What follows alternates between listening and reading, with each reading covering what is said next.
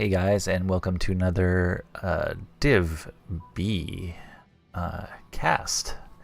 Today we've got Suds with Buds against Can't Counterpick Stupid.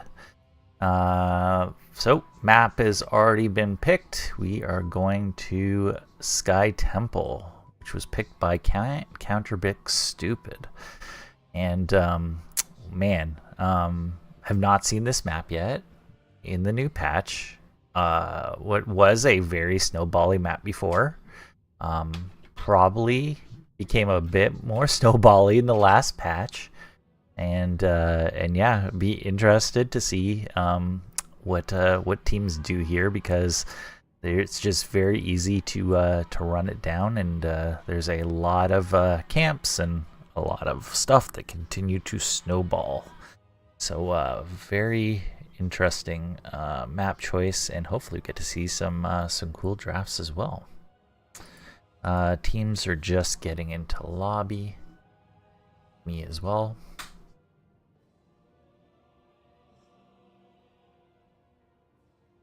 So far these teams been around for a little bit, especially Can't Counterpick Stupid.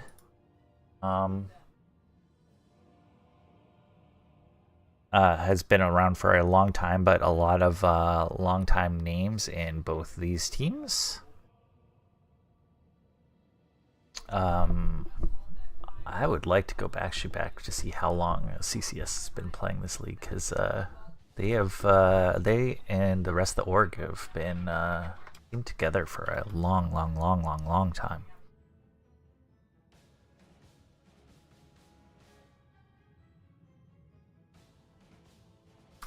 So far in terms of bands, we have Alterac Band, we have Garden Band, we have BOE, and we have Braxis Band. So Suds with Buds definitely doesn't want two-lane maps. Maybe relying more heavily on macro.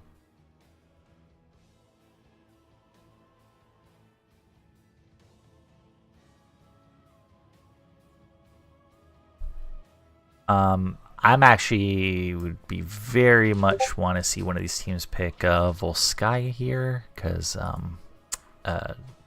it's not my favorite map to cast, but there has been a few changes in the hotfix yesterday.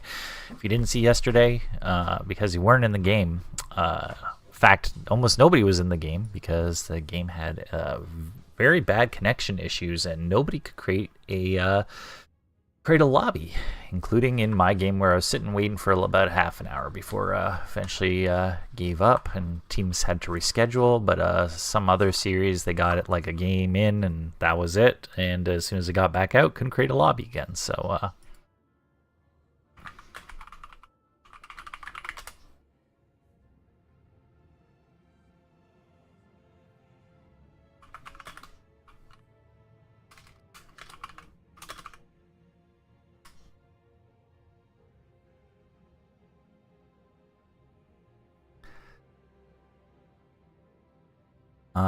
and yeah, so far tonight it's been a bit of a roller coaster for me. I've been watching the Jays game.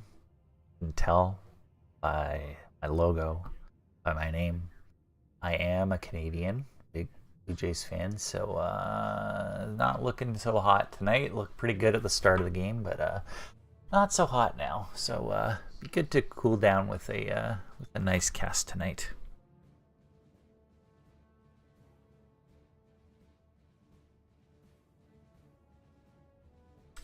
Hopefully you guys are having a good night as well. I believe the two teams are, I think, 3rd seed and 4th seed.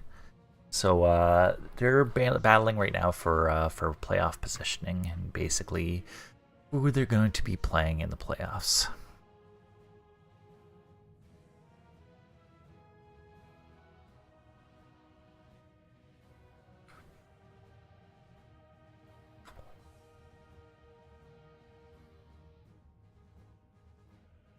Just waiting for one more to get ready, and then we'll get going here. Off to Sky Temple. So things that are good on Sky Temple, boss control works okay, because there is a boss on this map, but not too like a couple of the other maps. Definitely global heroes, so like the Dahakas and that sort of thing, just because it's very good to be able to join your team or to solo an objective. This is maybe one of the maps where you see lots of cheesy run it down stuff a lot. So a lot of pushing comps, and like I said, pushing got a lot better this last patch. So be interesting to see if a team goes full push and what that ends up looking like on these maps. But as well, team fight oriented comps can win the day here by winning fights and then winning objectives, and obviously those types of comps have gotten a boost as well in the patch, because you are no longer safe under your own fort if there's a wave there. Looks like everybody's ready, and I think we're going to the draft in a second here.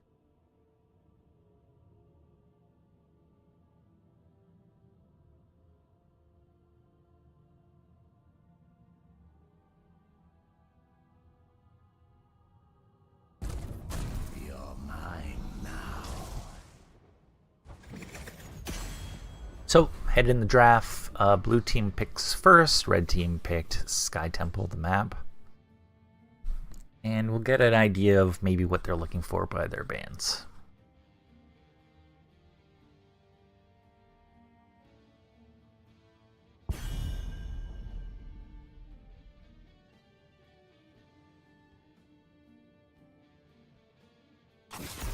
We see a Nubarak ban. A Nubarak, really good point and click, good at setting up like a stun lock combo, and yeah, generally a pretty good macro hero, good with pushing as well.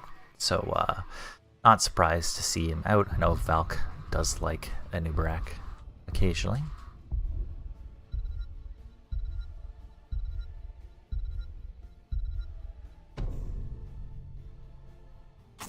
We see the Stukov ban. Stukov enables that point and click as a follow-up silence on a point and click on the target. Might be to ward off a variant combo, but generally is a decent healer, just does not have the ability to cleanse that easily. We see Rhaegar. Rhaegar is a really good macro healer. Can solo camps, has like a really big healing ult, and yeah, generally an all-round good character, especially on when you're trying to macro.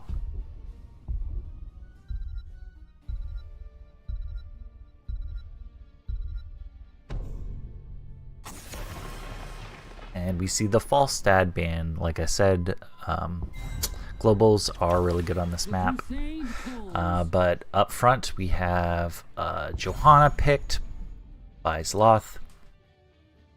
Johanna, really good at wave clear, generally a good tank, lacks a bit of CC until level 10, or at least hard CC, level 10 with the shield, but overall a really good tank. We see a Sylvanas and Hogger, both very much big push heroes. Hogger really good at doing camps and overall pretty good in team fight. But yeah, looks like almost like a lineup that's gonna push while other things are going on. And then we see double global there. We see the Dahaka and a Brightwing. So most globals are banned now.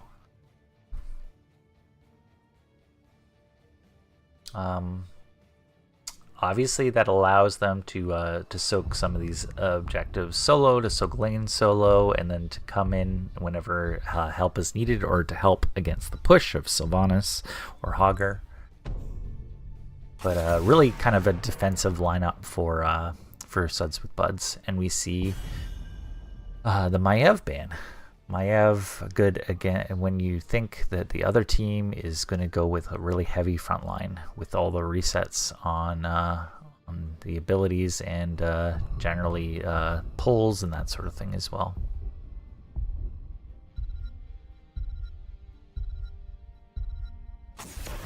We see a Mirrodin ban, so we got a bunch of tanks down, a Nubarak.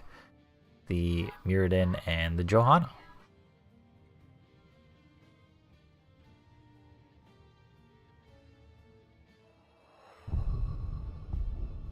A lot of the divey style heroes actually are gone because of Suds with Buds bans. You can leap over Johanna or dig past pretty easily. We see the Nazebo, which can be pure cheese, and Tyrande, who I believe is the signature hero of Wit's End. Good for follow-up stun. If I'm a betting man, I'm thinking that a variant is coming from the side of CCS, but we will see. We see a Junkrat, pure macro, really good with the traps. You can pull them into the trap with Dahaka Tongue, but generally really good. And Greymane good at running down. So very macro-oriented teams here.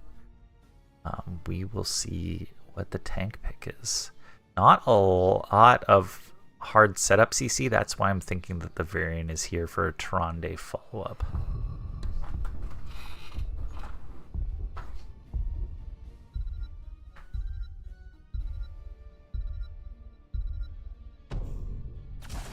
And we see an Arthas. So Arthas is good against the Greymane.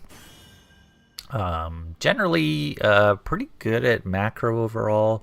Good with some brawling and team fight, but yeah, and also you can use the Syndragosa if you go that way to take out structures pretty fast and easy. So lots of abilities for between Naz, Zombie Wall, between Sylva abilities, and between Arthas to take down structures really quickly.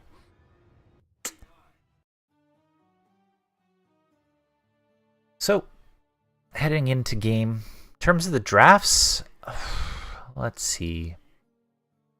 I do think that it's gonna be really interesting for CCS to push into a side of all globals. However, you do have to have really fast range clear speed. Junkrat does fill that. Greymane will be good for camps on their side. I don't know, it's kind of a toss-up for me. I'm not exactly sure which team has the better draft in this instance. It just really depends on how they play it out. There's going to be a lot of one-on-one matchups that turn into 2-on-1s, or 2-on-1s that turn into 2-on-2s with those globals, and but you can bet that that CCS is going to be pushing all over the map with this lineup. And it looks like somebody is stuck. I think it's Morales on the load screen. Hopefully they finish up quick.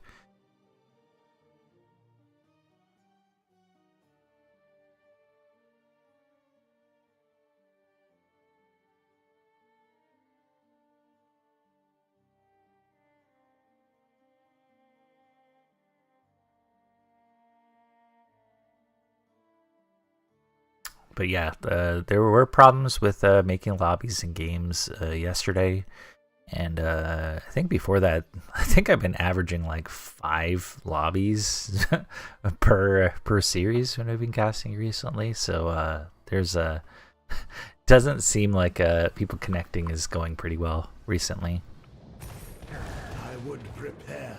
And we did see Morales NPC join and rejoin, so I think we're okay. They haven't said anything yet. So on the blue team for Suds with Buds, I see Sloth on Johanna. We see Morales on the Brightwing. We see Kimchi on the Dahaka. We see Travis Party on the Junkrat. And we see Ravenex on the Greymane. And on CCS, we have Zephy on the Hogger. We see Wit's End on the Tyrande. We see Unicycle Ye on the Sylvanas. And we see Zilv on the Nazebo, and we see Valk on the Arthas, and we see immediately Tongue pulled in up there. So they're trying to cheese multiple lanes at once. They get a little bit of the tower top, but Unicycle Ye is taking a bit of damage, but they managed to get out. So slight damage up top, and boop. Meanwhile, down bot, we see both teams trying to get the better, trying to push in, sending 2 CCS is sending 2 to each lane to try to push with the Sylve and try to push with the zombie wall here. And you see they're putting all the damage onto that wall as well. Meanwhile, Greymane is starting to camp, and we see the Hogger starting a camper as well. Sylve looking at Brightwing up here, and Falcomer set to clear. And a little bit of damage down below, so doing okay so far in terms of this side siege. Meanwhile, here comes the camp down bot for the blue side. They're looking to see if CCS is going to take out their easies here. Zephy looks to block, and but does get out. And red squad is starting their camp as well as clearing. Meanwhile, that's a lot of damage that's going to go on these forts. Zephy can get here and kind of activate all these minions. It's going to be really hard for them to clear. Meanwhile, the blue squad invades camp down below. And can do that because they do have double global. But look at all the damage up here. This is going to be a full wall for sure. Gets the tongue. And blue team does get some damage on the mid wall as well. They're looking at the Johanna, but Johanna cannot stop out. So we've got an entire wall, part of a wall down here, a little bit of the mall on mid. So lots of siege everywhere. Valk looking at Sloth in mid. There's the Z down by the Brightwing, and Sloth is out with 200 hit points. And the objective spawns mid-top. And Nazebo goes down to Travis Party on the Junkrat. So good job there. Stuff happening all over the map.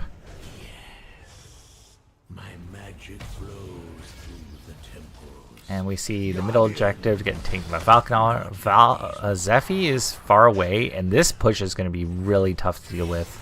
They need the Zebo here quickly, and honestly, Sylve should probably rotate too, because this is going to be all of a fort if they don't get to here quick. And even with the objectives, it still could be. And if you're blue team, you do want to brawl in the spell armor, but not 4v3. Zephy getting incredibly low, does back out. And will that fort get taken out? I doubt it, but still a lot of damage up here. Only a few hits left. Meanwhile, blue fort mid is still about half health. And blue squad is up in terms of XP. Those globals really helping and getting that early kill. We see both sides. Oh, brawling. Sloth was really low, but Brightwing comes in, and then we see the Dahaka push and take out that top fort. So the Katas will start moving top. They're looking at Wit's End down here. Oh, there's the tongue. Should be able to get them. Oh, but no, big turn. Wit's End at 200 health. What's the turnaround? But still, 4 blue players here. Valk is kind of stuck. And yeah, a lot of resources used there. Meanwhile, Junkrat just gets a push solo down bottom. So lots more siege coming from the blue side than I had originally assumed. Doing a good job of staying in lanes and not taking the bait in terms of some of these brawls. Look at Travis Party, doesn't get hit by the owl.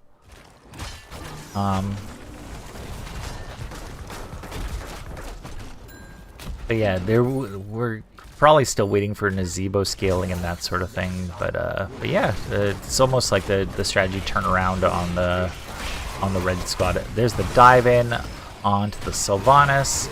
Sloth gets Z'd on, and the healer goes up, and Falk gets boot back. And big, really big for for Suds with Buds, who hit level 10 and can now push. Wit's End is no longer safe in this patch anywhere near that fort. Will give you armor, but they can just walk past with these minions. Meanwhile, up top, Dahaka is battling with the Nazebo, and this will definitely go down quick. But blue team might take this camp and then rotate for the Sylve. How much damage is Sylve going to get? That's a big wave for her to take out, so there will be some time, but you see the Nazebo also helping.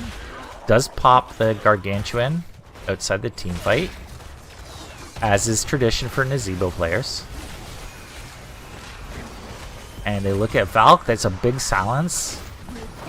And the Hogger comes in, Sloth getting very low, big turnaround, lots of healing for Valk taking that ult. And you can see here, the Army of the Dead, big healing, and the red fort gets taken out. So we're 2 forts out for red. Oh, there's a big boop. These boops are absolutely killing. Travis Party has been dominating this. He's got the solo kill. He's got a bunch of boops that confirm kills. So great job. And Suds with Buds is up right now, 4-1 in kills.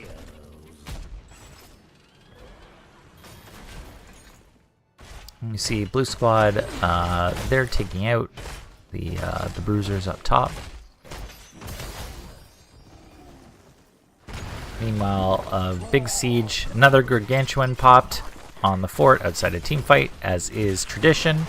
Just go for the full cheese on that fort, and you can see these minions with the red outline on them. They're doing extra damage. Meanwhile, Suds with Buds does rotate on the red squad, but can't hit a CC. And red squad gets out and gets bought for it. So this has been a back and forth pushes from both sides here. But 13s are online for Suds with Buds, and they will look to get a fight here. All CCS will be hiding or clearing, one would assume. Blue Squad looking up top. If somebody let me know how to pronounce Zeliv's name, that'd be nice. Oh, shield! And that's huge. Get the pick right before the objective. They're looking at Morales NPC here, but extra spell armor, really hard. And now they know they're taking this camp.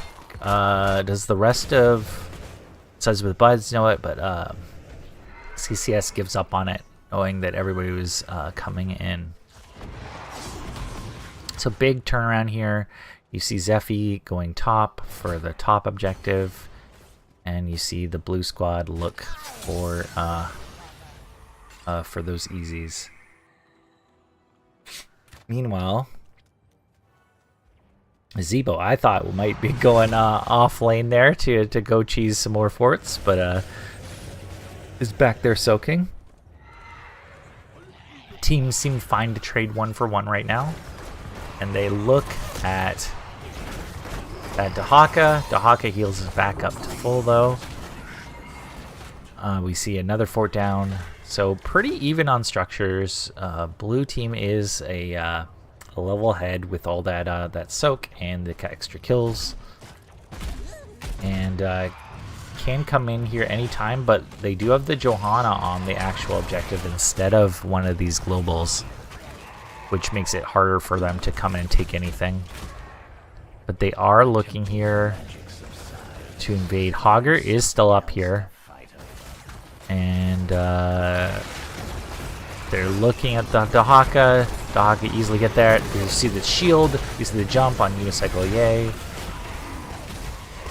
And then Zalev does get out. But 16 is now online for Suds with Buds, and the boss is a real possibility. In terms of the team with the best boss control, I would have to say right now that is that's gotta be the red squad, but down a level they cannot look at this. An owl hits 3. Just gonna be a gigantic wave and push up top here. See the Dahaka go back for that, and then boss is gonna push bottom. Will the blue squad push with it, or are they going to another lane? Obviously, Bridge of Death is down here. Kind of hard into the Bridge of Death. Such a narrow corridor. Silence would work really good there. On all of the Nazebo stuff, that definitely works really good down there. Zephy flanks in. They look at the Junkrat, but the Johanna goes down first. Then the Junkrat. Now they look at the Brightwing, who's getting Z off, maybe? No, just does not get it off. And big turnaround for CCS. CCS racing across the map for the Hards over here. And they think better of it and decide to, looks like, to take the objective, which is a decent choice, but I'm not sure it gets you a guarantee keep here. Let's see the state of these. That is a half a wall down. This definitely doesn't. It's going to be close whether or not this top keep goes down. I don't think it will. But it does give the blue squad time to get this this camp out. And yeah, they never would have if there was straight up pushing with the CCS's lineup. We see the shield on the Zephy. We see the Brightwing Z. And that shield is just gonna be hard because cleanse isn't really easy when you are a Tyrande. So very back and forth game right now. There's a big wave coming up top, and Dahaka's back soaking all this XP bot. That's another massive wave. Like to see blue team push with this a little bit. At least get the soak, activate some minions. That would be cool. But they decide to play it safe and go for easy stuff on map. Could choose to invade there. Actually, this just came up. Sloth is looking. Has shield in too. But CCS does take it and get out.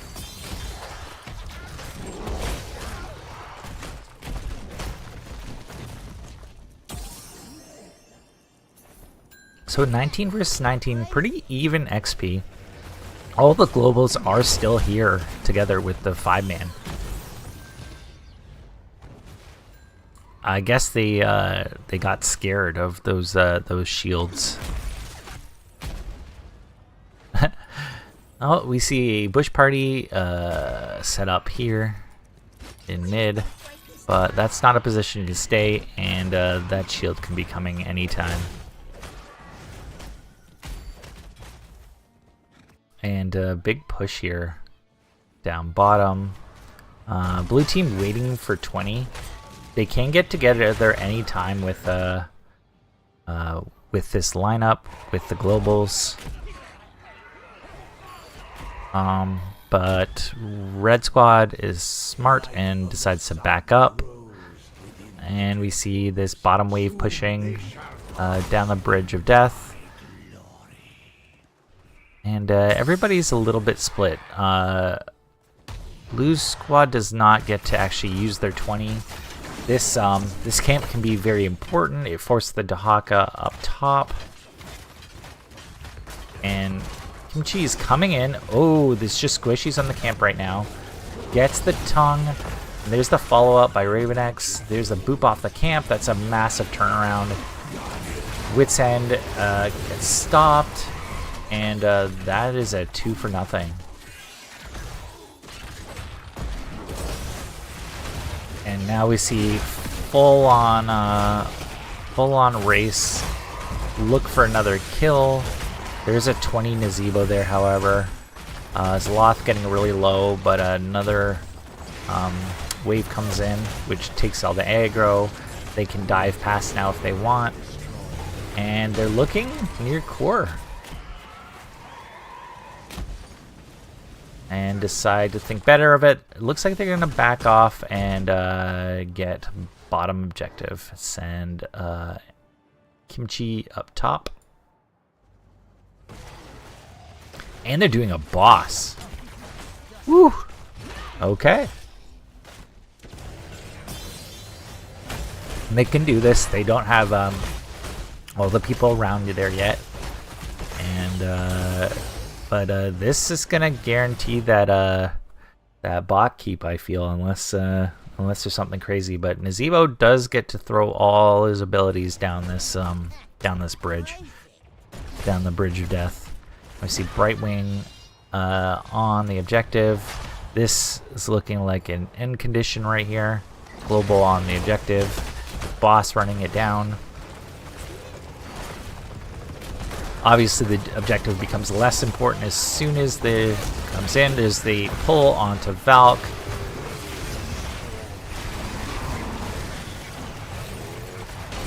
And the Junkrat tire. Boss is going down relatively quick, though. And a lot of damage going on to the blue squad. The actual core is really low, but we do see the Greymane down, who is the biggest core race. They're going all in for this, though. Oh my god. We're at 10% health. Can I get this off? Yes, they can. And Junkrat bails out, and that is a 4-for-0 core wipe. But Junkrat goes bottom. Unfortunately, Junkrat, this will not take out core. That would take out the top keep, and you cannot be there. So red squad does run across the map. You do see the tank back, though, to clear. Nazeebo can basically take this solo.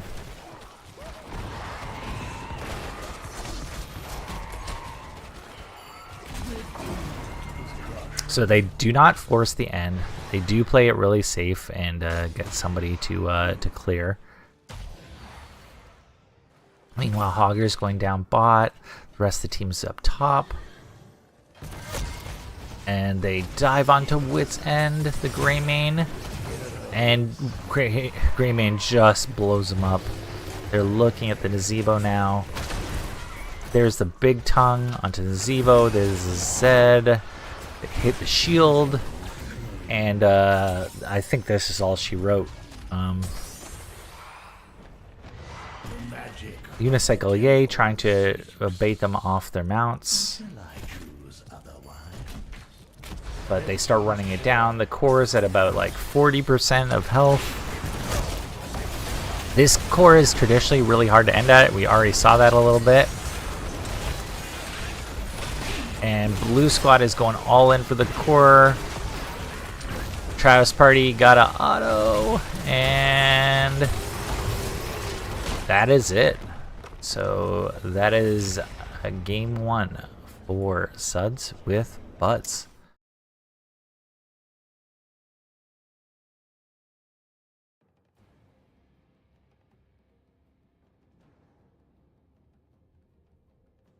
Just update. Suds with Buds 1 map 1. They are up 1-0. And yeah, it was a really good opening set.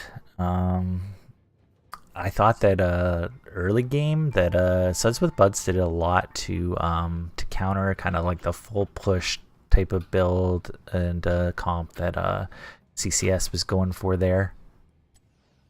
And then a lot of back and forth in terms of the rest of the game. CCS might have been able to end after that failed first core attempt. They did choose to keep it, play it safe, and yeah, I mean, any Kata 10% health on core isn't going to be great, but yeah, it's a good job by Suds with Buds to stay into that game. We're going to go back to the map view. And we'll find out soon what is our next map.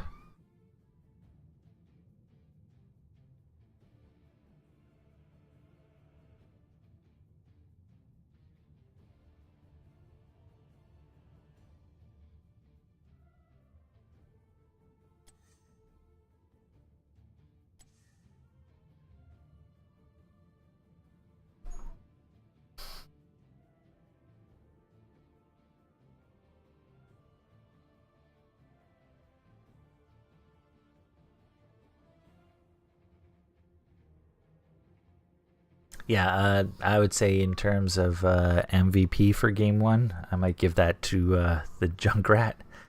Junkrat set up a ton of kills with those boops, and even had a solo kill down bot. So yeah, really good job on the Junkrat there.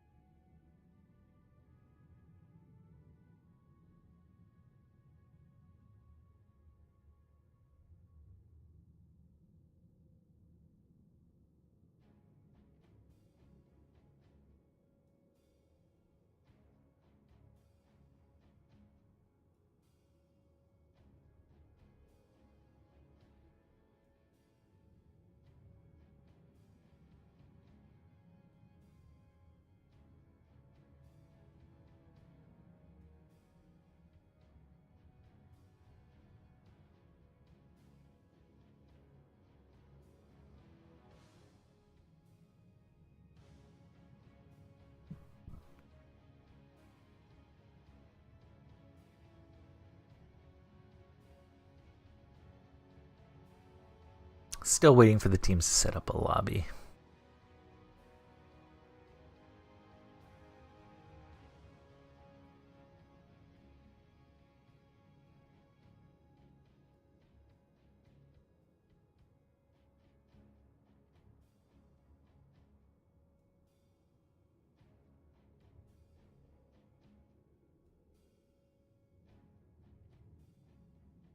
Like I said, I kind of want to see Volskaya, but just to see the new changes that came with last night's hotfix.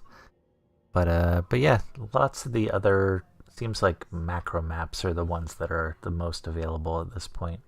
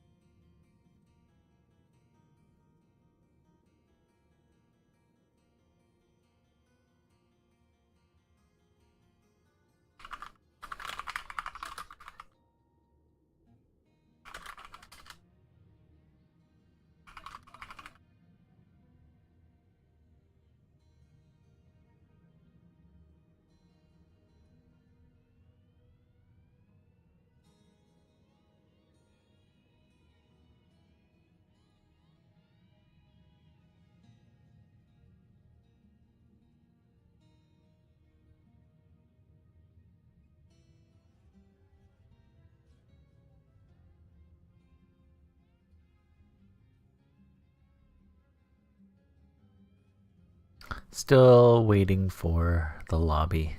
Apologize for it being a little bit slow.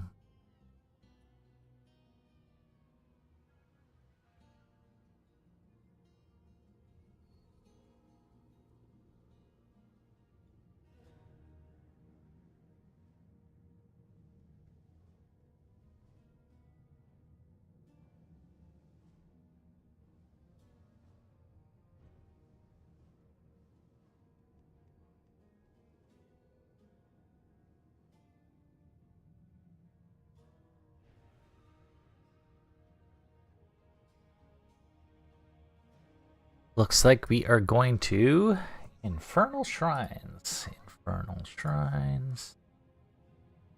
And who picked this one?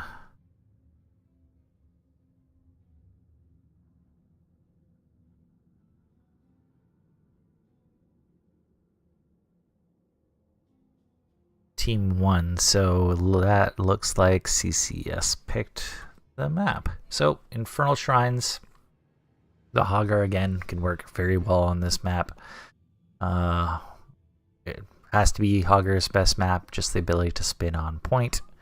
And we have seen some interesting new changes with the last patch with how the objective works. So we'll no longer jump over the gate.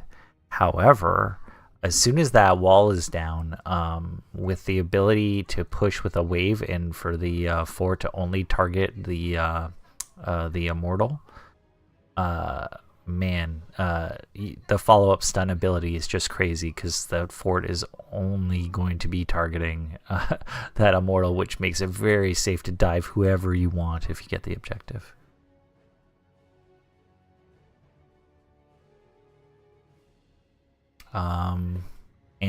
Yeah, I've seen all sorts of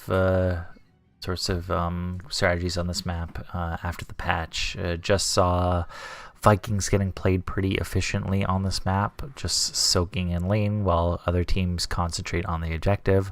So I think it's opened up a lot more opportunities for a variety of strategies on maps like this. However, just the ability for that immortal now and for people pushing with it to absolutely follow things up is just kind of ridiculous. And there's not a lot you can do with it as soon as that wall's down. So the walls become a lot bigger thing to have a wall versus not to have a wall.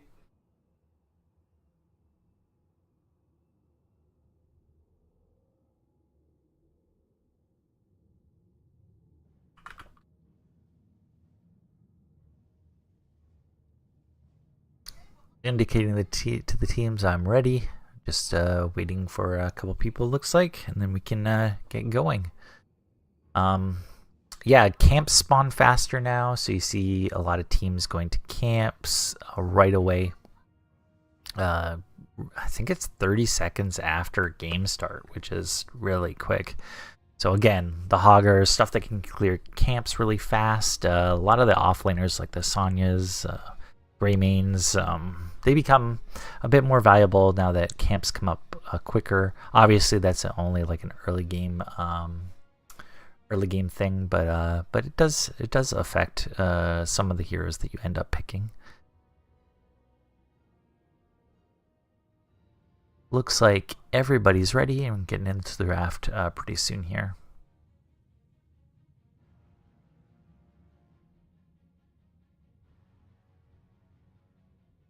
Put up a poll. Let's see. New.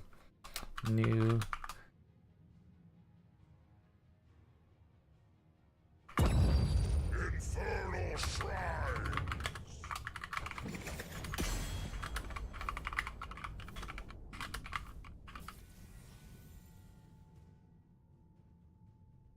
Just seeing who agrees with me about if the new immortal is more or less powerful post-patch. Some people would say less, doesn't jump on around the wall right away, which especially with the frozen one prevents it from locking down the main fort. So early ones aren't as good, but however late ones are just crazy now. That's just my opinion though.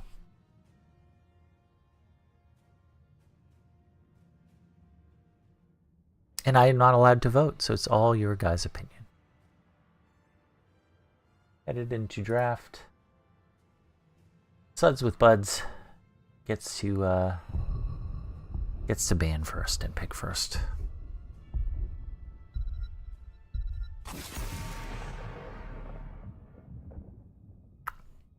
We see the Anubarak ban. Consistent from last game as well. They do not want to see Valkymer on Anubarak.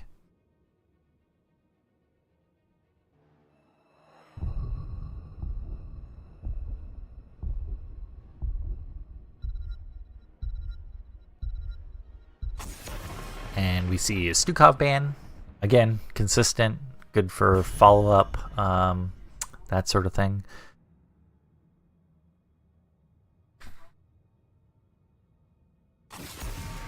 Hogger ban.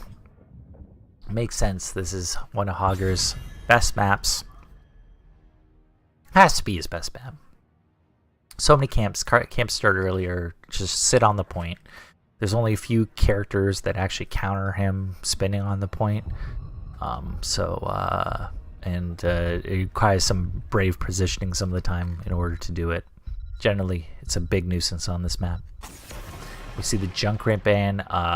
Yeah, that makes sense. Suds with Buds was really great with Junkrat this last game. The Travis party with all those boops. And we see Johanna again from Sloth, first pick.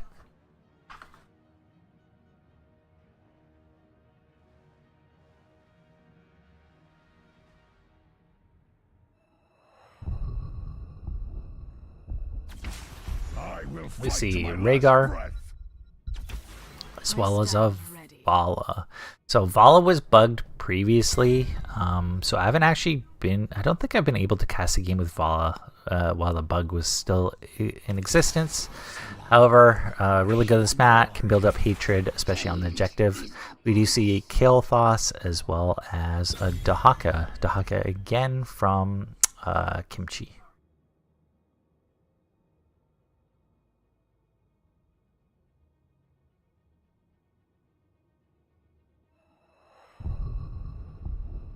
Like I said, globals I think have become a little bit more powerful on this map with just with how much soak is a big thing. No more small XP globes. We see the Greyman ban against Suds with Buds. So basically both their DPS banned out from the last game.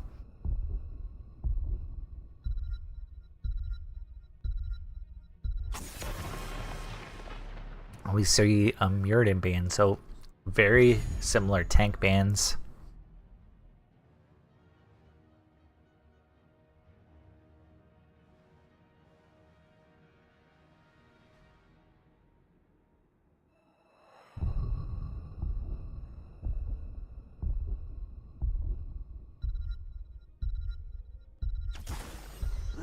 See Garrosh and Sonya.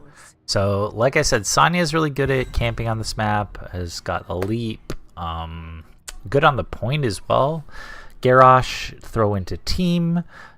I always talk about Garrosh, I always like to see at least one follow-up CC for the Garrosh throw, whether that be from the healer or one of the DPS that's going to be with them.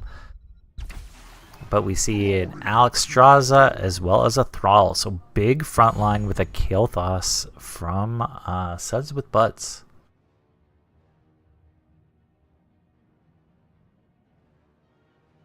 And of course you can use the dragon on the objective as well.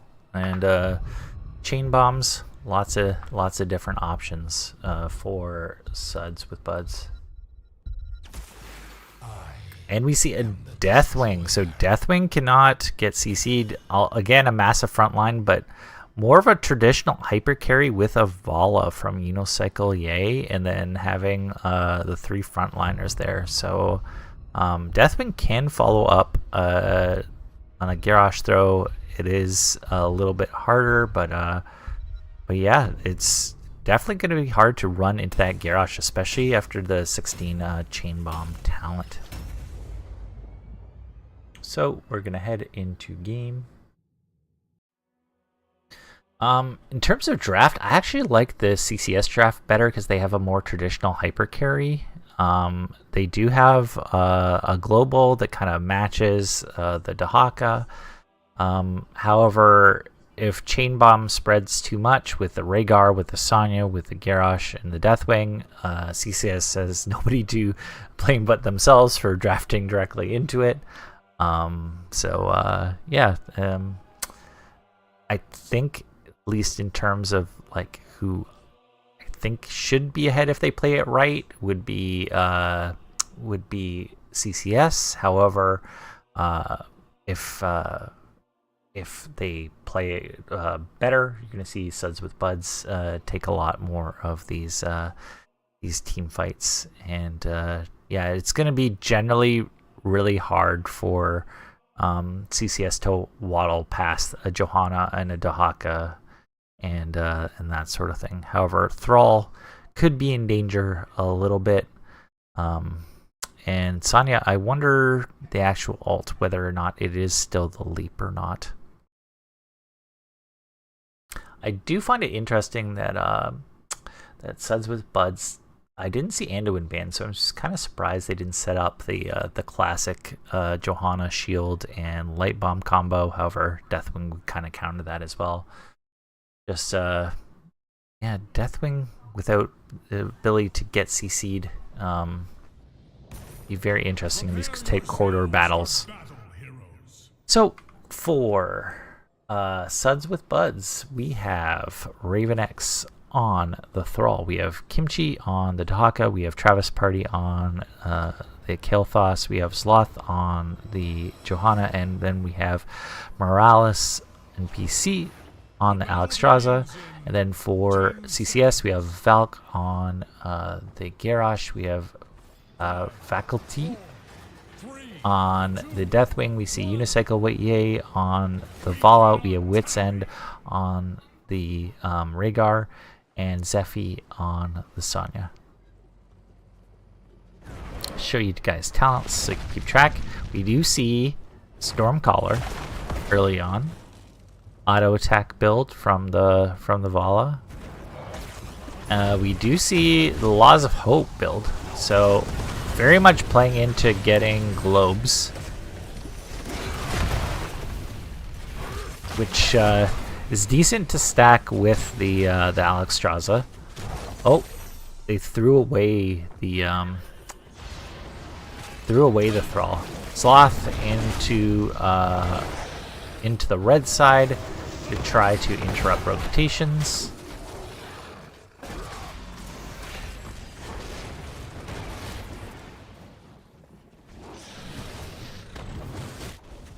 Deathwing immediately goes up and takes out that wave.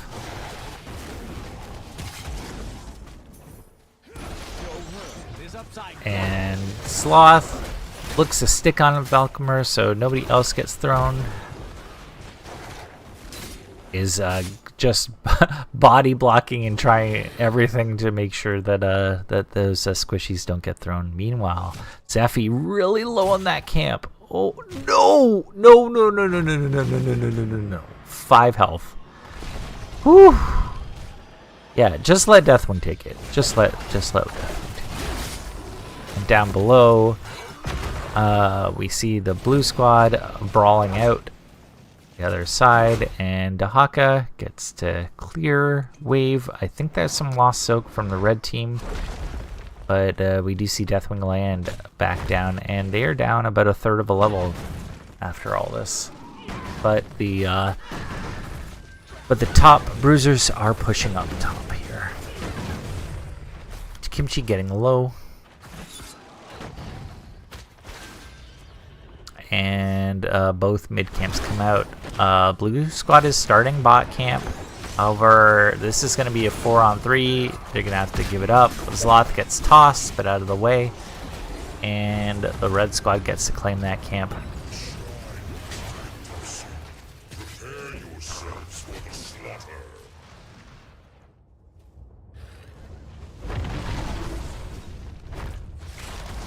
And we're seeing a push down here with that camp down bot.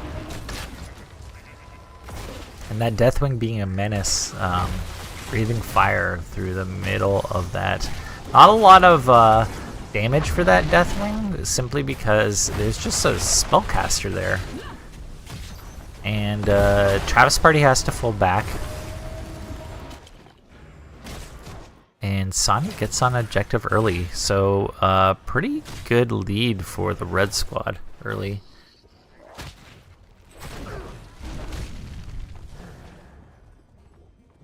Well, Raven X gets caught really far. There's Valkymer looking. Oh, just barely misses. Meanwhile, blue team is going to look to get this Sonya off the point. Has gotten 12 minions. However, I think it looks like red squad is committed to just pushing it down, just running it down bot. And we see the Dahaka come in, try to get rid of some of these minions. And Suds with Buds is taking a lead up top. Meanwhile, CCS is rotating in.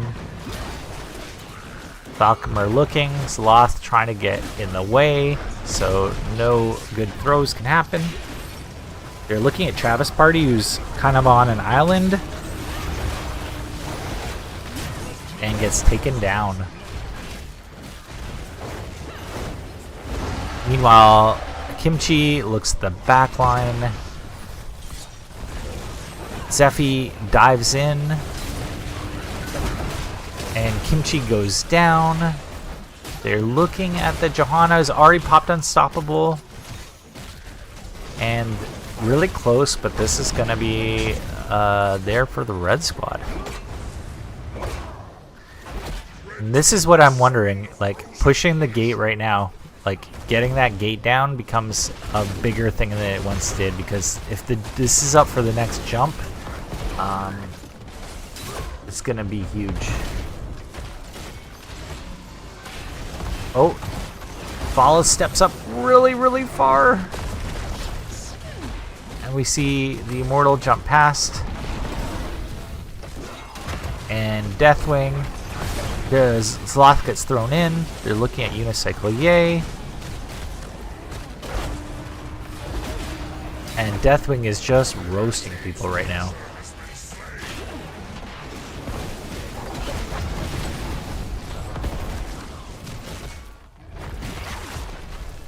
So quite a bit of damage, entire front wall down, and Zephy is looking to take their easies. Meanwhile, up top, CCS is taking the hards as well.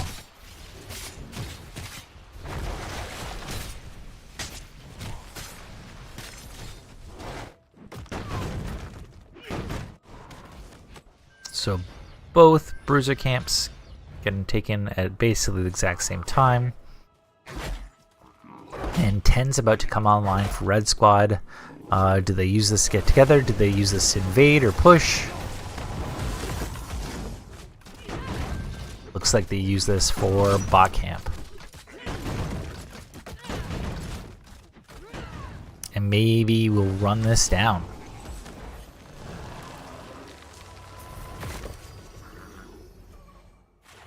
We see Zephy go up and soak that mid.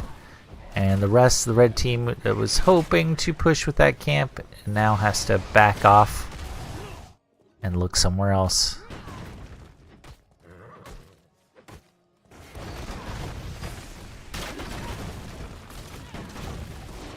And we see like a little bit of siege on mid. Deathwing up here, just autoing this to Haka.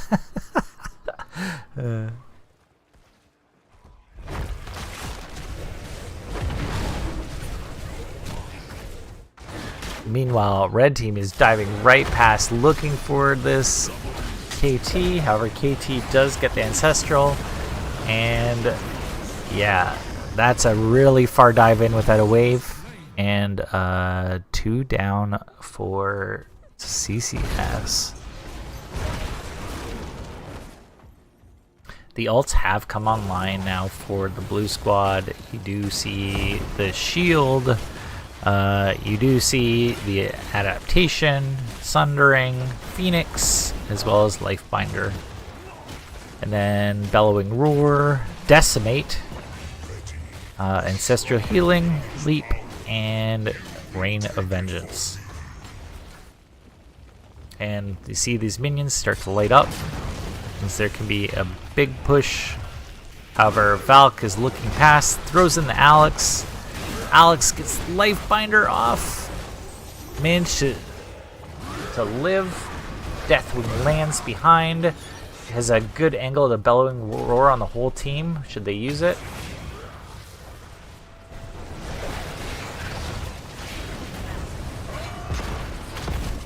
And there's a tongue to the Garrosh.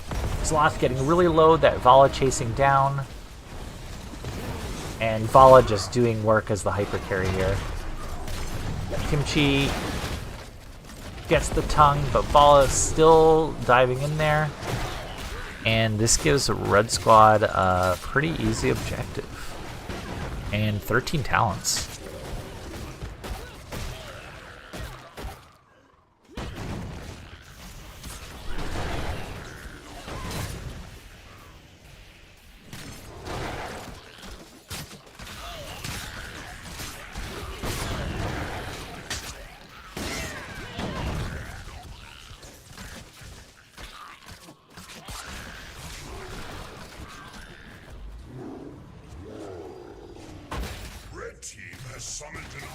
Okay, so here's a Punisher without the gate. So now we get to see this pull, some of the more of the results of it. You see the jump onto Zloth, does not pop, unstoppable. You see Deathwing dive past because they can now, and that fort is just gone. Like as soon as the Punisher dives in, you're not stopping that.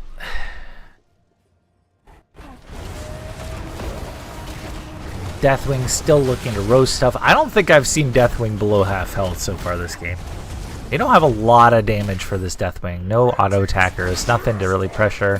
Entire Red Squad rotates through. It's using this wave to take a large amount off of the mid fort.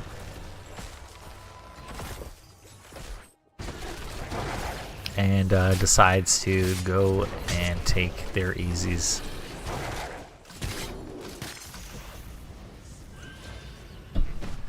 Blue Squad sniffing it out. They look at the shield. There's the healing. Chain Bomb doing some work. Falk really low. Goes back in. Throws Loth back. And we see the Johanna go down. We see the pull on the Sanya, who goes down as well. So a 1-for-1. Deathwing has to go back. Raven X is getting looked at right now. Valk is still mounted up. Somebody's got to dismount Valk. And we see a big lift from the Travis Party on the KT. And Red Squad decides to go down and take bot camp. And is going to be closer on 16s here.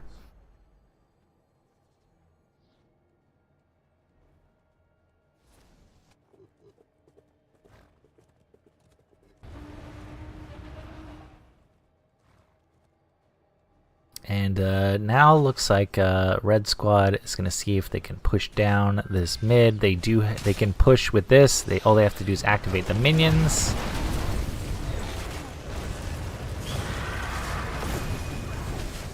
Minions don't actually get activated there, which is interesting. So really low mid fort. I'm still kind of learning how the mechanic works with actually activating them. As well as we see bruisers taken from a Red Squad. Deathwing just hanging out in front of 4 of the blue team members because they can. Just not enough consistent damage. Not enough like poke with like an auto attacker. We see a Red Squad running top down. Now you see those minions activate, and they do a lot of damage when they are. See the rotation, except for Blue Squad gets dismounted, and the poke on Deathwing works okay, but Deathwing can just kind of heal up. Takes just so much damage to take out that Deathwing, and Deathwing worse at poke than it is against like a spell damagey character like KT.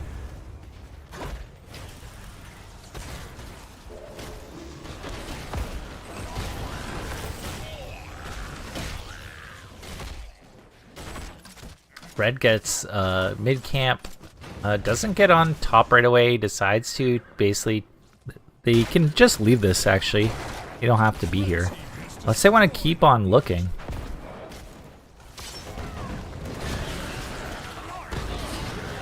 And blue team decides to get back. Maybe can flank here, but Red Squad sees it coming. There's the Unstoppable. Great Unstoppable by Wit.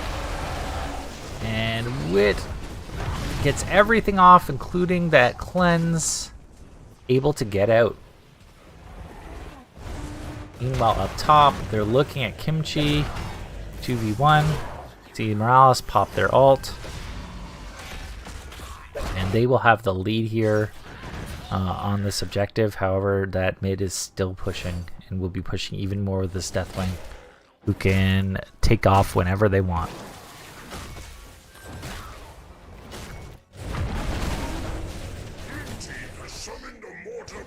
And here's the Punisher. Walls down. There's the Unstoppable. Unstoppable characters become much more of a thing because you know that jump is coming and the team can push past. Blue, you can go right by this.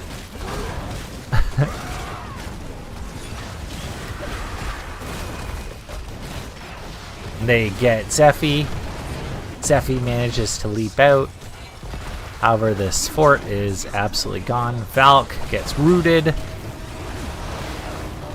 Gets low, 400 health. However, big damage. Raven X looks to finish people off, but gets stuck out on an island above. And the healer goes down as well. And Vala still seems to have stacks and can run people down. Yup, Travis Party gets hit. Here comes Chain Bomb. Both of them.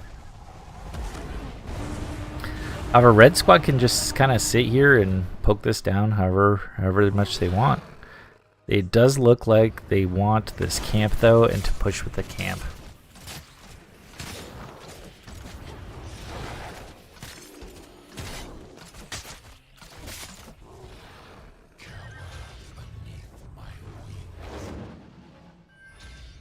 And bot camp gets taken as well. We see 20s for CCS.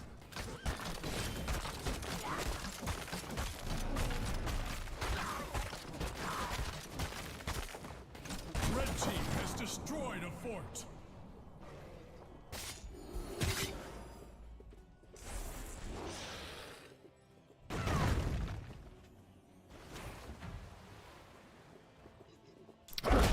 Red team decides to push. They have a massive wave up top. They got one in bottom.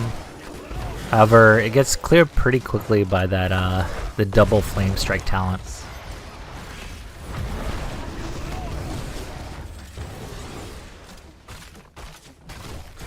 Unicycle Yay using Farflight Quiver to range this this keep.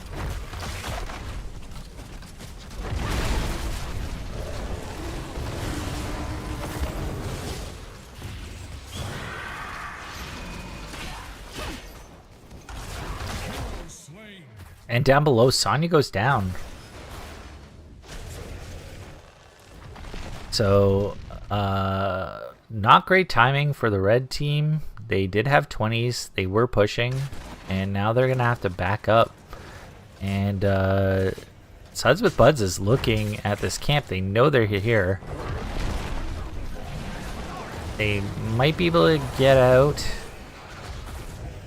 Raven X is going really deep. Looks for that Vala, however, nothing doing, and the Deathwing is able to get out.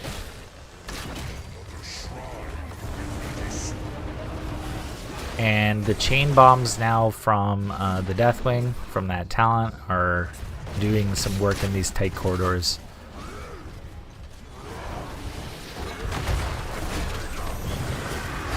We see the Garrosh here. Manages to get out.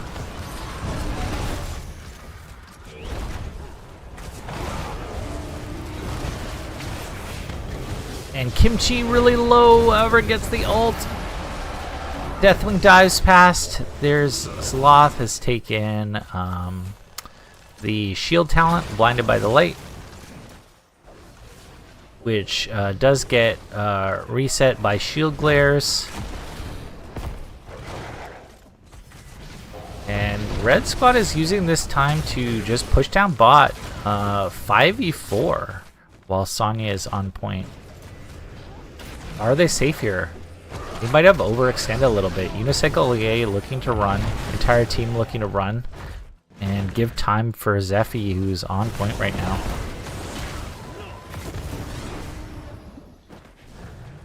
And this keep mid is already low, so pushing in might guarantee the keep. Valk looking for a throw. However, the Dahaka and the Johanna, not at the ideal targets you want. We see the chain bombs from both sides, quite frankly. They look at the Vala in the back line.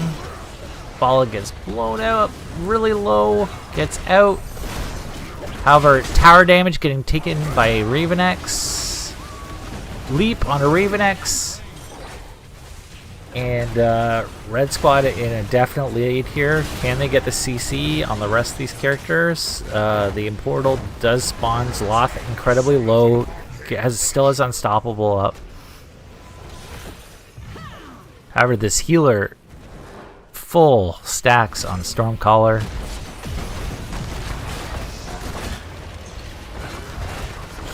Travis party gets thrown in. We see 3 down now for the blue squad. This can easily be GG. Nobody wants to step up to that Immortal now. Yeah, Zloth says you sat on me. That is for the Rhaegar. Rhaegar has a billion health, is able to sit on whoever, and just does a ton of damage and self-healing. And we see GG.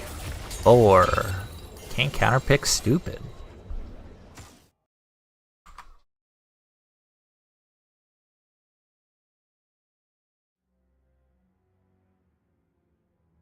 And so in terms of the game summary, we just saw Deathwing. Look at the damage, dude. I mean, the Deathwing into the rest of the team. How can you not say that that is not a perfect pick? There was not damage there to chunk down Deathwing before actual team fights. Not enough poke, and yeah, the Vala was pretty good about keeping stacks and being a hyper carry, and generally won the day. There wasn't a lot of fights inside of chokes that, and even when there was, still allowed the red squad to pull that one out. So a cool draft from the red team, and really good game from them. We're gonna head back to the map view. So far, BOE, Braxis, Alterac, Garden, Sky Temple, and Infernal Shrines are all down. So we are down to Cursed, D-Shire, Tomb, Towers, as well as Volskaya.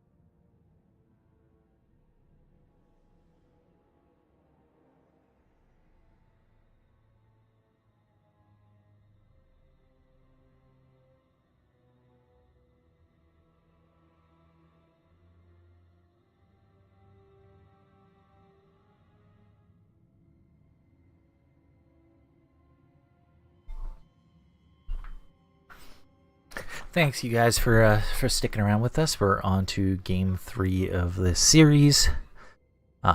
So far, a lot of back and forth. That last match, probably a little bit more swingy to CCS. But yeah, I like the draft from CCS last time. Really countered what Suds with Buds wanted to do in that map.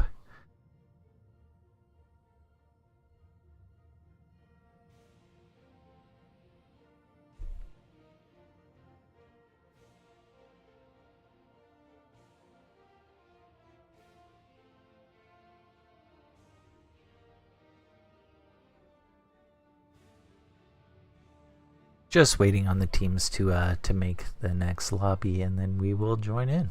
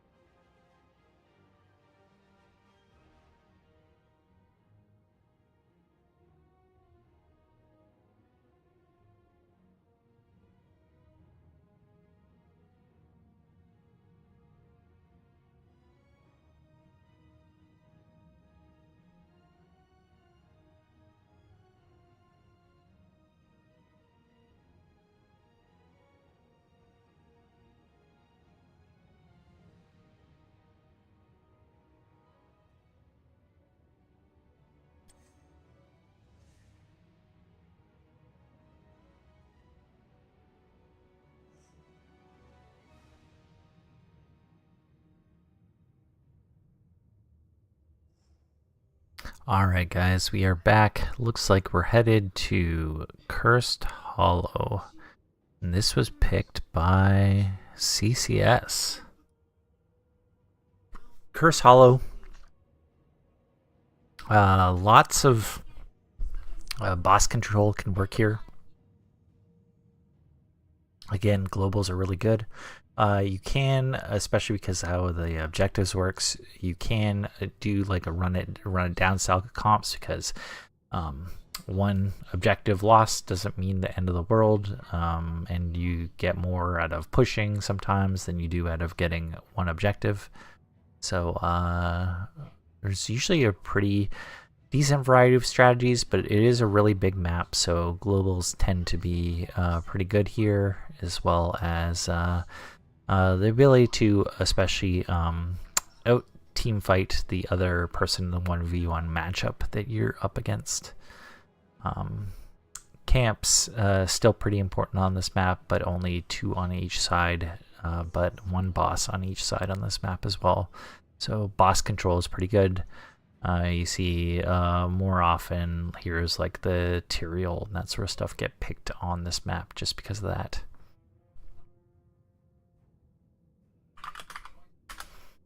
Both teams just filing in here.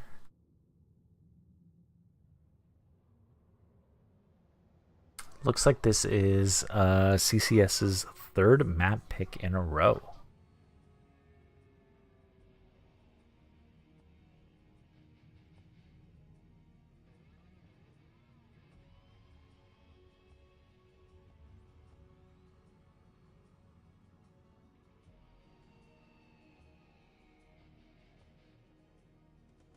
Both teams just readying up, and we will head into our game in a second.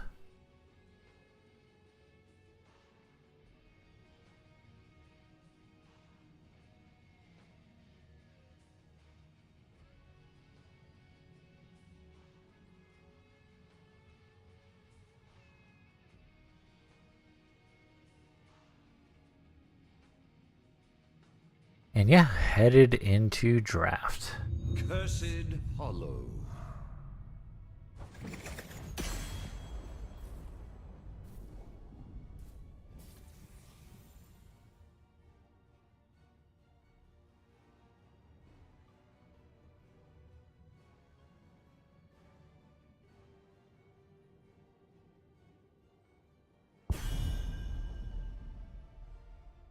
Again, CCS map pick, so Suds with Buds, first bans. Again, they do not want to see the new Brack. Very consistent ban here from Suds with Buds.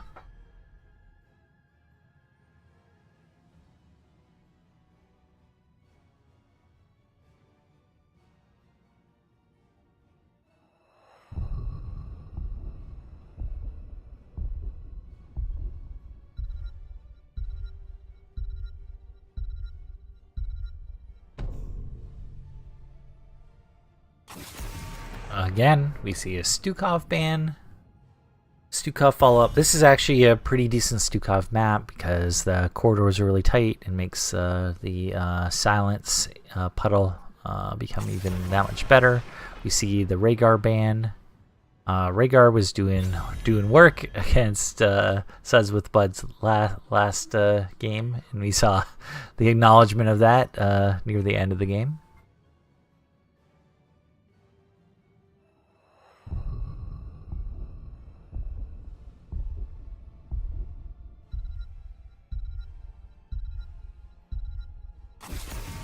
And we see a Falstad ban. Like I said, globals are really good. Falstad has boss control as well as a global.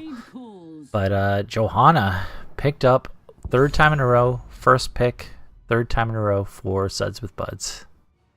They're going to take it if you give it to them.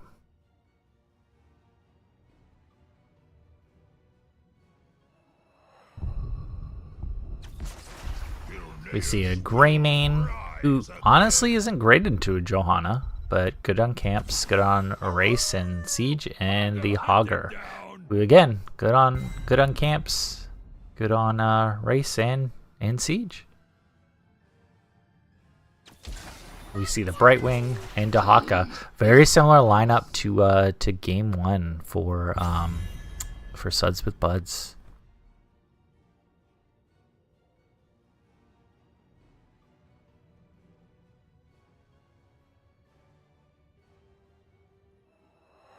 So double globals on a pretty huge map can be really big.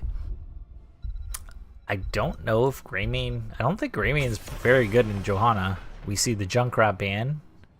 Junkrat was very good for this comp that Suds with Buds was running in game 1. Definitely the MVP of the game.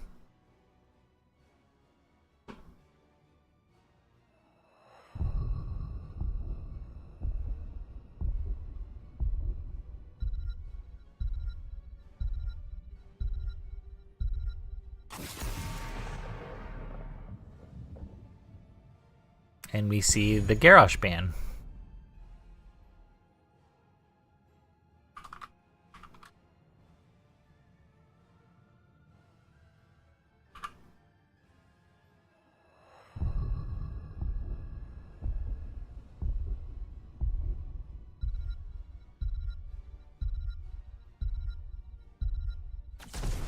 We see a Deathwing Tyrael. Deathwing really good on boss.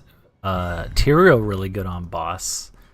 Deathwing also provides a global. We saw Deathwing being used very effectively last map, and Tyrael, like I said, is one of his better maps.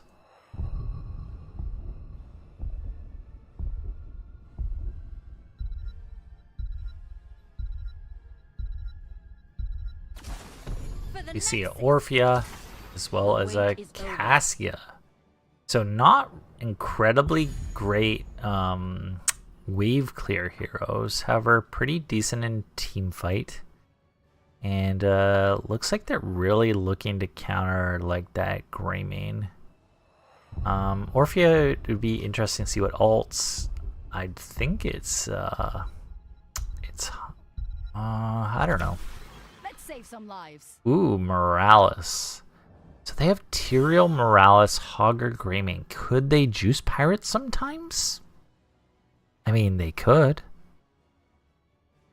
Is it effective here? They do. Their other option here is a global Deathwing. So yeah, they could.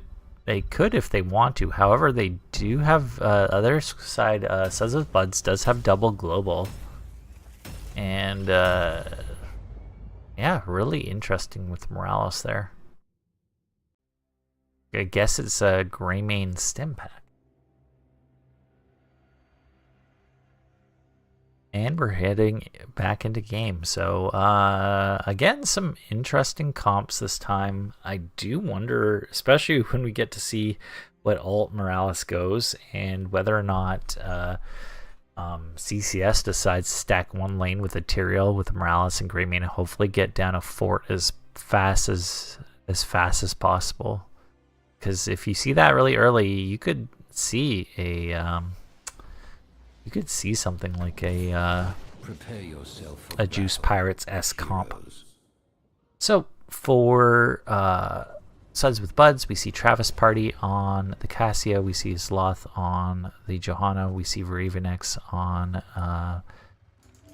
the Orphea, we see Kimchi on the Dahaka, and we see Morales on the Brightwing.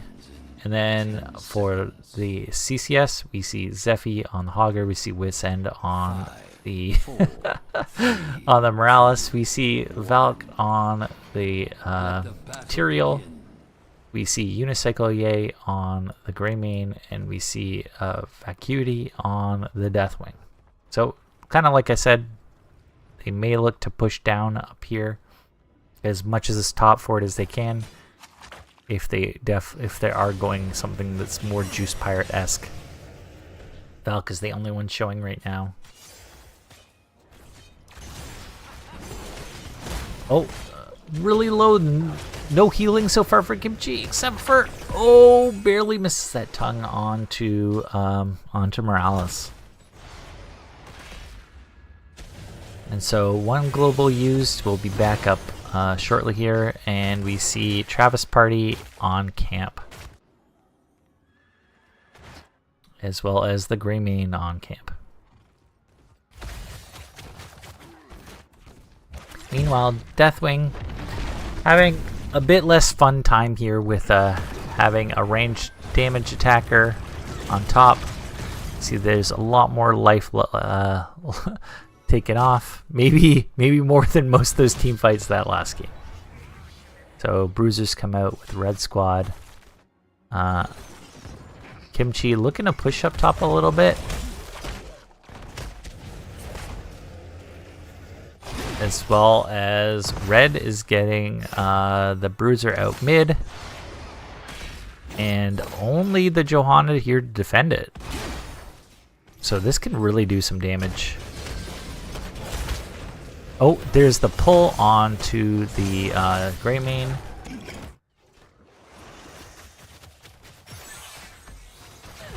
And the blue squad gets their hearts out mid.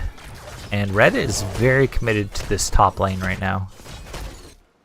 Meanwhile, blue gets to push down mid. Cassia, not the best at sieging direct things, but great at sieging balls. Having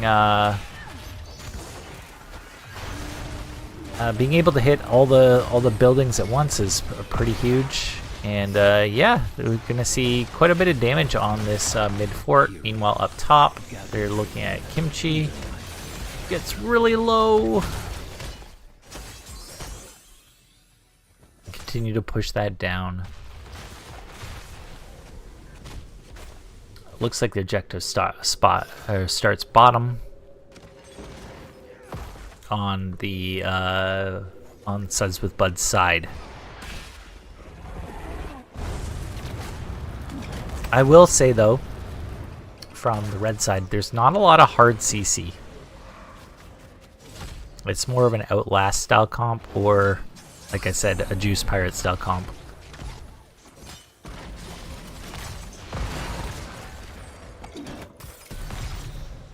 Now we see Deathwing up in the air. We'll look to stall as much as possible. Lands, look at Zaloth, who's getting really low. The Hawk in the back line, also getting low. Zephy cut off from their team. Vacuity getting really low. And Vacuity gets taken down. So there's the difference in between having like consistent poke.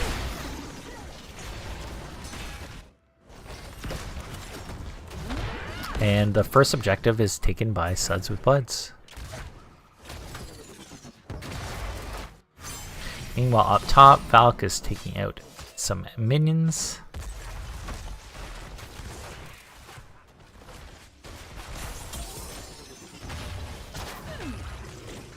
And this is a full 4-man push to bot. Deathwing can look to land whenever here, but Hogger goes to lane, and Deathwing lands mid. So Valk did quite a bit of damage up here onto that Dahaka, and is getting kind of run down. Tongue missed though. Meanwhile, pretty safe tribute spawning up top here for CCS. And red team is looking to run down bot a little bit, but is now committing themselves to objective with the camp coming out bottom.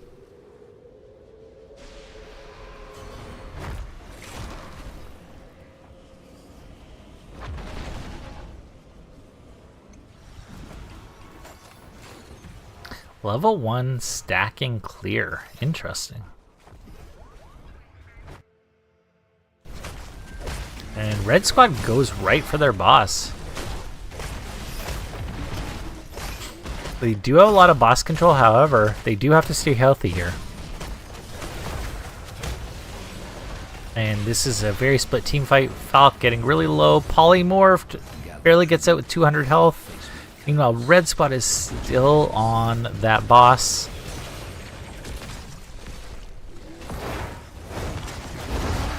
Valk is incredibly low. Entire red squad is incredibly low. I don't know if they can stay here. Says with Buds will get 10s here first. However, Deathwing does stand on the point. Has very little health though. Gets taken down. Zephy looks to be the next go. Valkymer really low. And there is the Orphea ult. Really good on the point. Massive turnaround. And the blue team comes up with it. And they are a level ahead. And that is 4 kills to 2. They will also get objective. As well as monster push up top. There's no way that that fort is not getting taken at this point. And Dahaka down bot.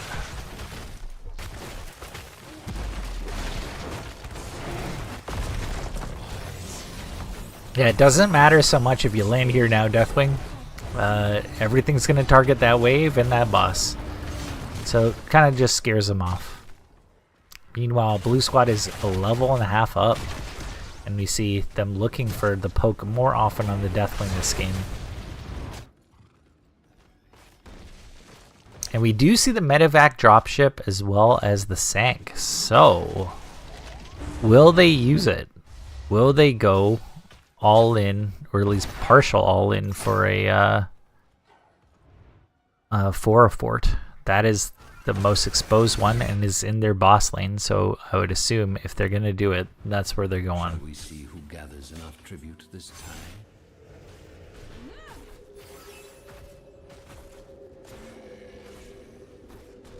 And we see the last tribute that that the blue team needs is right here. Red squad is just pushing up top.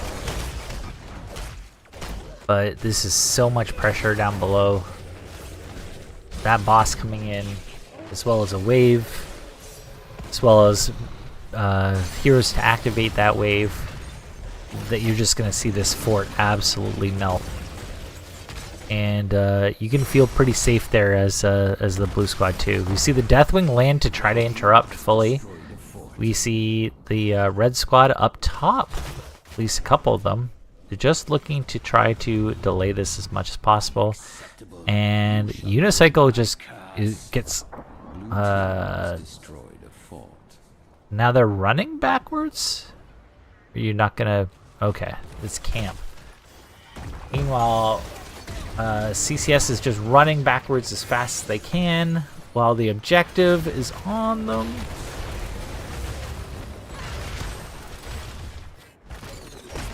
Yeah, I'm not sure you're gonna get the same value as bot here. And we see the Hogger get taken down. Valk really low. Vacuity getting low as well. This is gonna be a dead keep.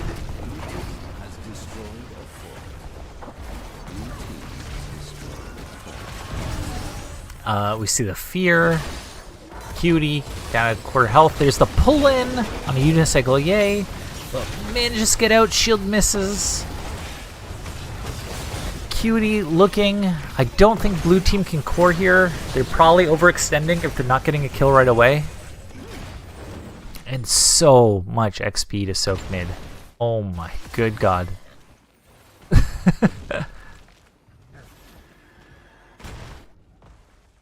And now the blue team is up basically 2 levels. Red team is down a keep and we're only 10 minutes in. If the plan here was for Juice Pirates or some variant of Juice Pirates, it is it's gonna be a rough one unless they just go right for keep right now.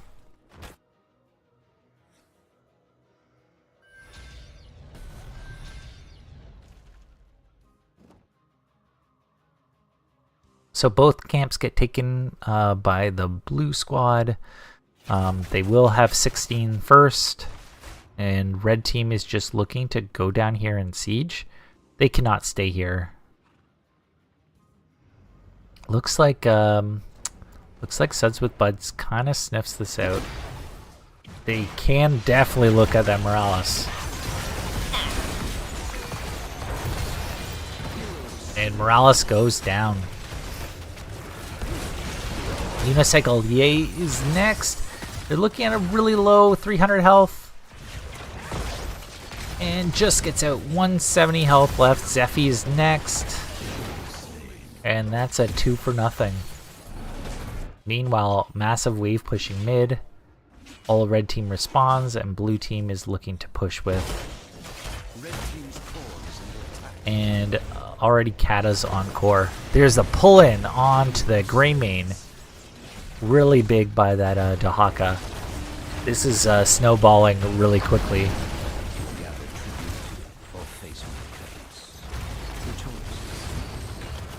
And look at these minions, how many minions there are, how quick that keep goes down. Lack of CC from the red squad is really rough, but mainly the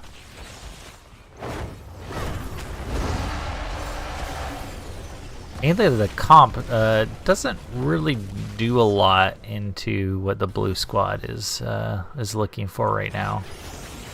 And we haven't seen any value out of the dropship yet.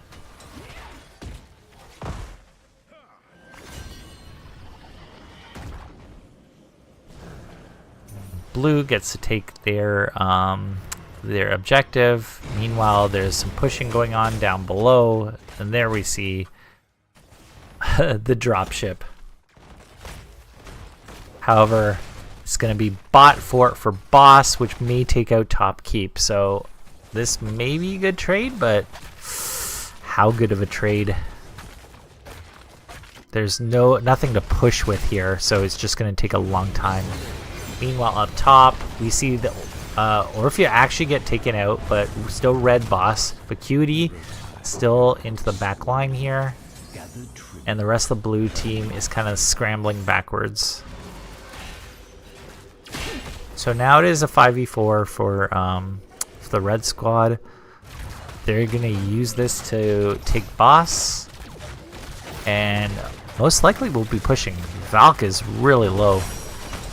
And not a lot of energy for the healer there. And this boss will get taken out pretty easily by Suds of Buds.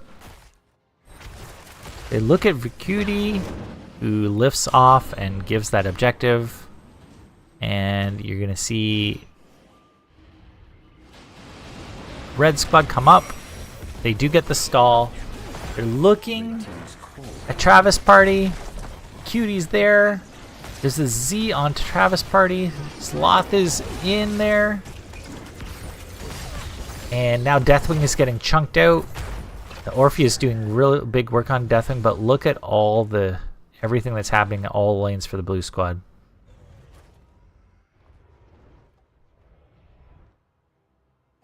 So here comes the question.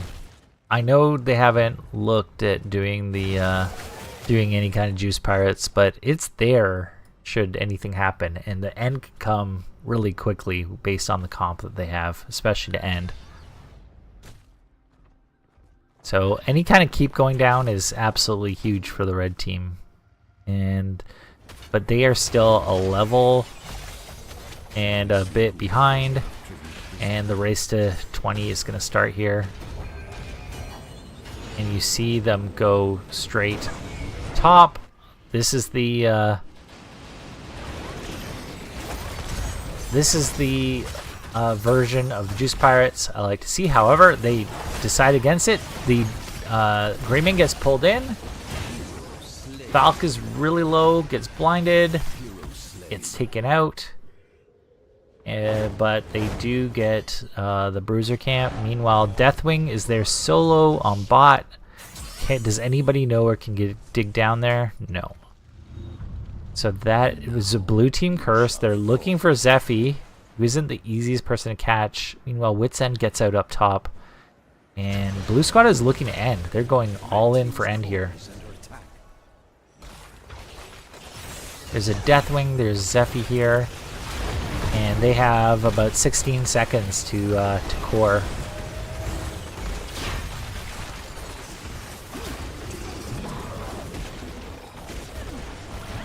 And it looks like they have it. They have enough time. So good job by Suds with Buds taking this series 2 games to none.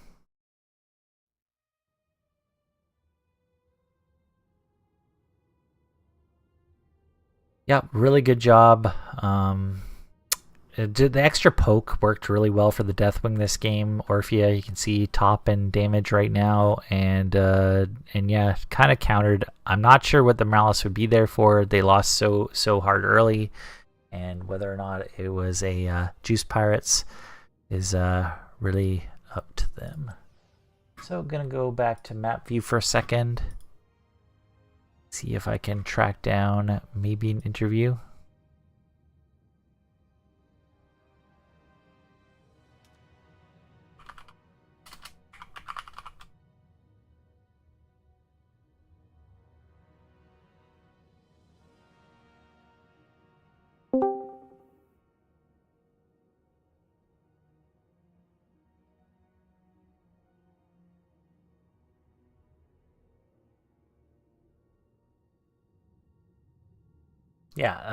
Yeah, very good job.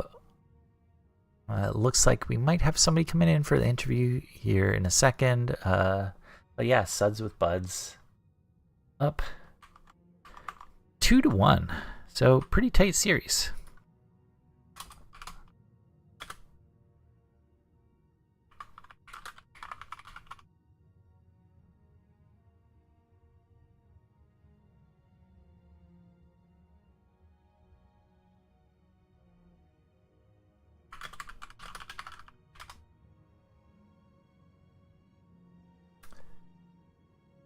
Yeah, I would say that the Orphea did a lot of damage against that against the Deathwing that time.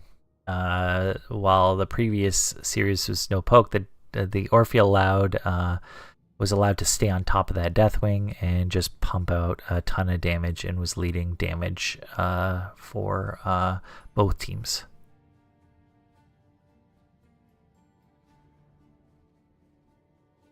And yeah, it's kind of a Juice Pirates comp a little bit, but only got to use it about once. Hey, we've got Sloth in here. How's it going? Little sweaty, but cooling off now. So, congratulations! You guys win 2-1. In those games, we saw a lot of similar bans, I would say, throughout a lot of those games. However, we did see a lot of different strategies that played out in each one of the maps. In game 1, I think we saw you guys take like a double global plus Junkrat and Greymane, and if I remember correctly, it was the Johanna, right? I think you guys got Johanna all 3 games? Correct.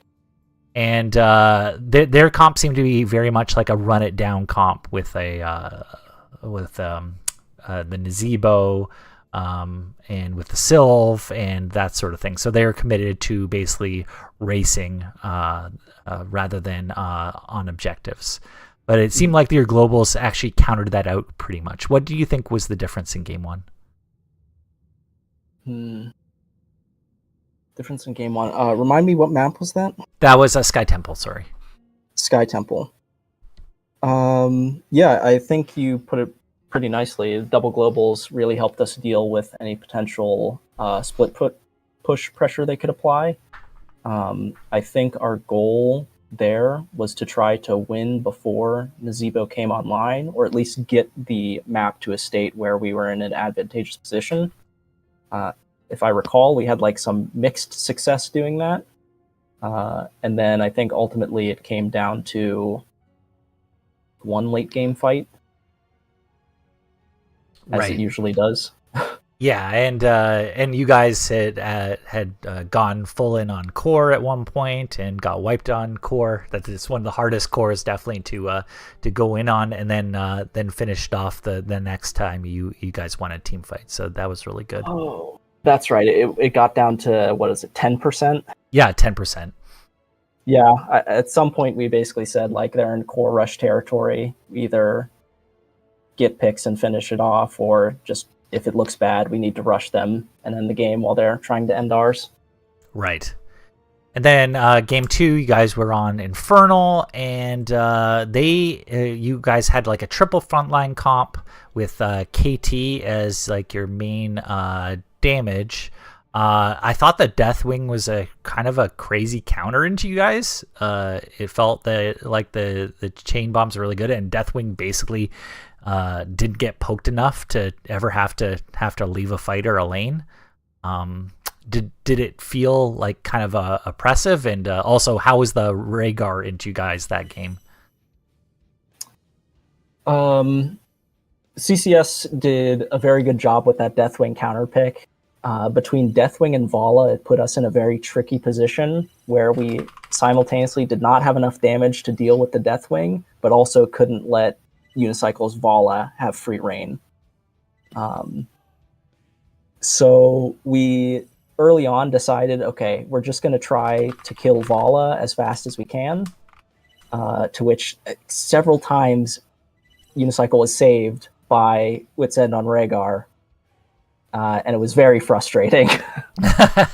So we were almost in a catch-22 situation where they had the better draft, they played their comp better than we were able to execute our coping strategy, and pretty definitive victory from them once they got several objectives, Right. And then game 3, you guys were on Curse Hollow, and we saw them go for almost like a version of Juice Pirates. However, they didn't get off to the hottest start to be able to push down a fort, it seemed like. I think that was their goal before 10, is to get a fort down and then to go to keep. But you guys were able to fend that off with kind of almost the same draft that you guys had in game 1. Not exactly similar in terms of the DPS, but in terms of the front line and the healer. And what were you guys thinking when you saw like those pieces of Juice Pirates? Did you think that was going to work? So we kind of realized that they were going for Juice Pirates on their very last pick. I do appreciate them building the suspense up by holding that last pick too.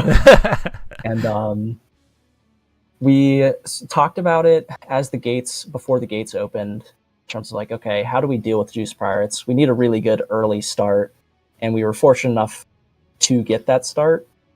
And from there, it's like, okay, we need to be able to keep the macro pressure up on them so that anything they take from us, we're trading even. Did a good job till that point, up until the mid game, where Valkymer had a really good holy ground to steal the boss that we just did. And then from there, we kind of were just like, okay, our structures are kind of immaterial at this point. We need to kill them and end the game.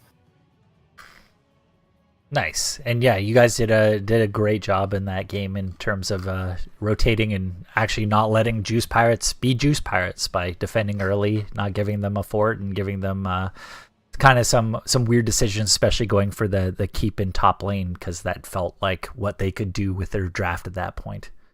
Mm-hmm. So congratulations again on the 2-1 win. Any shout outs, anything else you want to get off your chest before we go? Yeah, definitely. Shout out to Valkymer and the entire Can't Counterpick Stupid CCS community. He runs a really good group over there. Known each other for quite a while. It's always to, play games with and against him. Shout out to you for casting. I didn't realize we were going to be casted until today, so I appreciate that. And biggest shout out actually goes to RavenX. He was our off-roster sub. We've been having roster issues basically all season. He's off-roster sub for us the maximum of 3 times this season. And he's basically been there to make sure we don't drop any games, and we're actually able to play out our season in full. So really appreciate that. Nice. Yeah, congratulations again, and it was a hard-fought victory, and yeah, thanks for joining in for the interview. Definitely. Have a great night. Yeah, you too. So yeah, congratulations again to Suds with Buds. I believe they're still in the same place in the standings. However, consider patting on some points in one of the smaller divisions in B West. Also, thank you to everybody that joined us today, and we will see you guys next time. Cheers.